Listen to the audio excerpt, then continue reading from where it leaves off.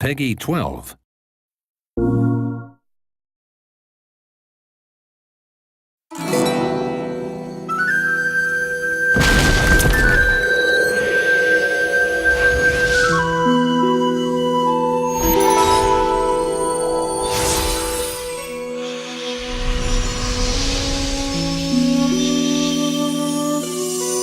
We knew from the beginning we wanted it to be based around Celtic mythology, and we wanted a particular feel toward the world, so this feeling of a world suffused with magic. Our biggest draw was the Irish culture and Celtic influence in general.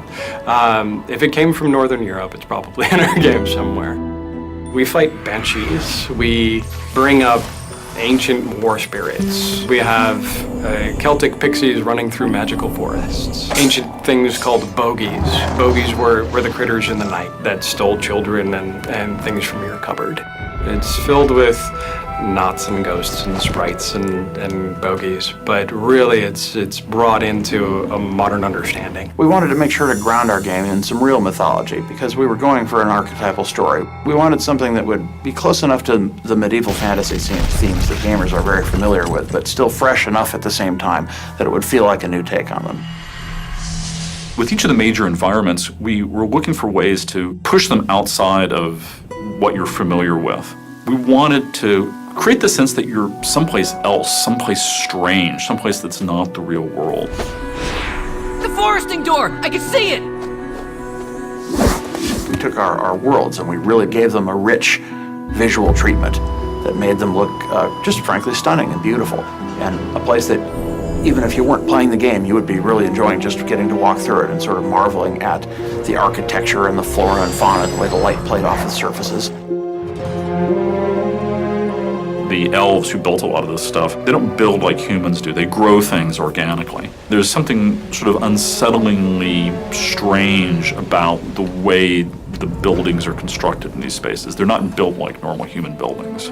So all of the ruins that you see in the Endless Stair, they don't feel like crumbled stone. It's like the stone has all been like grown like plants. Everything has sort of this sinuous feel to it, and then it's toppled and fallen over.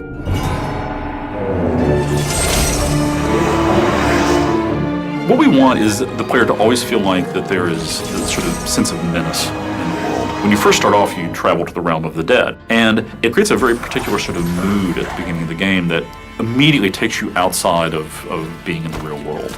The whole idea behind Lockbarrow is wandering through a graveyard on a midsummer's night. It's this enormous ruined fortress that is filled with mist, and there's ghostly hands that are reaching up out of the ground every place you go. We call them the Restless Dead, long-lost battle spirits from Irish Celtic songs.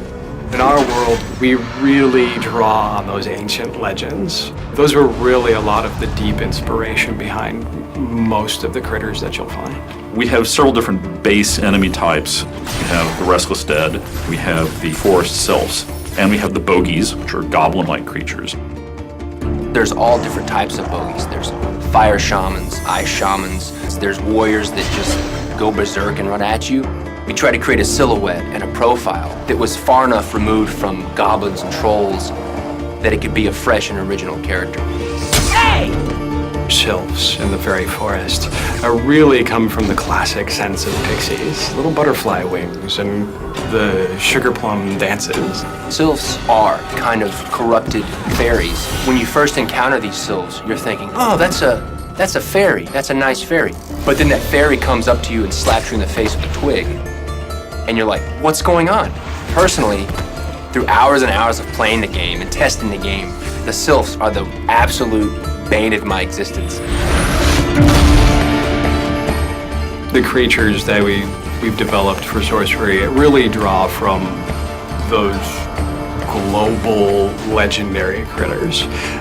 Ghosts, goblins, things that move in the woods. Just those childhood dreams that we all grew up, we all heard about in stories, those things that are timeless across every culture.